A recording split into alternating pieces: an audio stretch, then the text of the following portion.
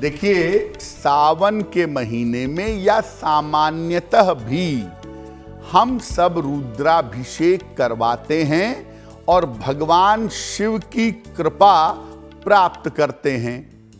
रुद्राभिषेक होता क्या है और इसकी महिमा क्या है? देखिए, रुद्र और शिव ये पर्यायवाची शब्द हैं। रुद्र शिव का प्रचंड स्वरूप है।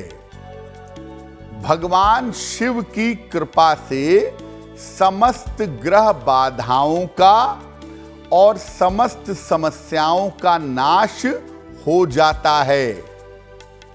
भगवान शिव की कृपा प्राप्त करने के लिए शिवलिंग पर मंत्रों के साथ विशेष वस्तुएं अर्पित की जाती हैं।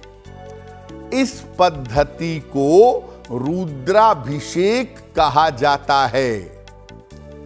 रुद्राभिषेक में शुक्ल यजुर्वेद के रुद्रा अष्टाध्यायी के मंत्रों का जप किया जाता है और अलग अलग चीजें उन मंत्रों के जप के समय शिवलिंग पर अर्पित की जाती हैं। सावन में रुद्राभिषेक करना और भी ज्यादा शुभ होता है। इससे शीघ्र से शीघ्र मनोकामनाएं पूरी हो जाती हैं। इसके अलावा कष्ट की स्थिति में और ग्रहों की पीड़ा को दूर करने के लिए रुद्राभिषेक अमोघ होता है। जीवन में कितना भी बड़ा संकट क्यों ना हो, कितना भी बड़ा कष्ट क्यों ना हो, अगर आप उसके लिए रुद्राभिषेक करते हैं तो आपका कष्ट और आपका संकट दूर हो जाता है। किस प्रकार के शिवलिंग पर आप रुद्राभिषेक कर सकते हैं, ये भी जान लीजिए। मंदिर के शिवलिंग पर रुद्राभिषेक करना काफी उत्तम होता है, काफी अच्छा होता है। इसके अलावा घर में पार्थिव शिवलिंग बनाकर उस पर भी अभिषेक कर सकते हैं।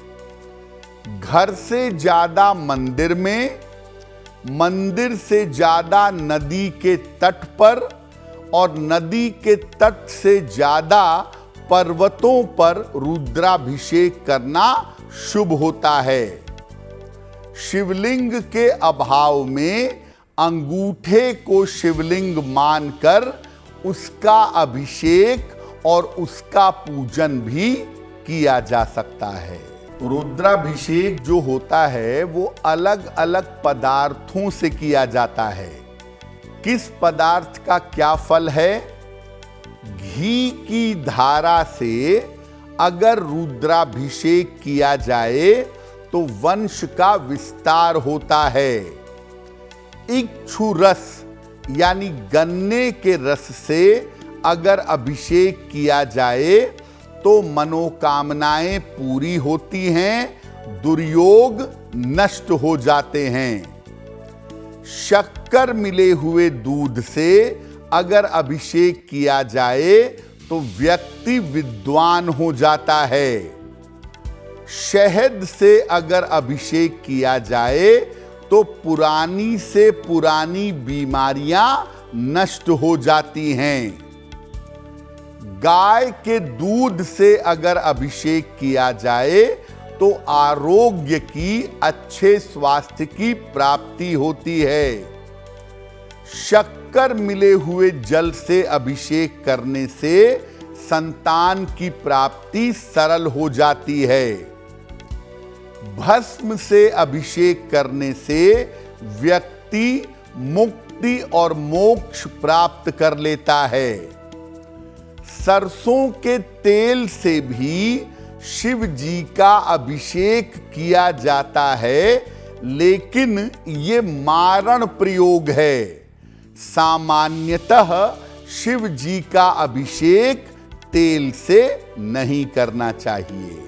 किन स्थितियों परिस्थितियों में रुद्राभिषेक करना उत्तम और अनुकूल होता है? रुद्राभिषेक के लिए शिव जी की उपस्थिति देखना अत्यंत आवश्यक है। किस तिथि पर शिव जी कहाँ हैं, ये जरूर देखना होगा। बिना शिव जी का निवास देखे रुद्राभिषेक न करें, अन्यथा इसके परिणाम खराब हो सकते हैं। शिव जी का निवास देखना तभी आवश्यक है जब मनोकामना की पूर्ति के लिए रुद्राभिषेक किया जा रहा हो। अगर आप केवल भक्ति के लिए, भगवान शिव की कृपा के लिए रुद्राभिषेक करना चाहते हैं तो वो आप कभी भी कर सकते हैं। लेकिन अगर किसी कामना के लिए सकाम रुद्राभिषेक करना चाहते हैं तो उसके लिए शिव जी का निवास देखना जरूरी होगा। एस्ट्रो तक ऐप पर आपको मिलेगा भविष्य से जुड़े हर सवाल का जवाब। डाउनलोड कीजिए एस्ट्रो तक ऐप और चुटकी में जुड़िए इंडिया के बेस्ट एस्ट्रोलॉजर से।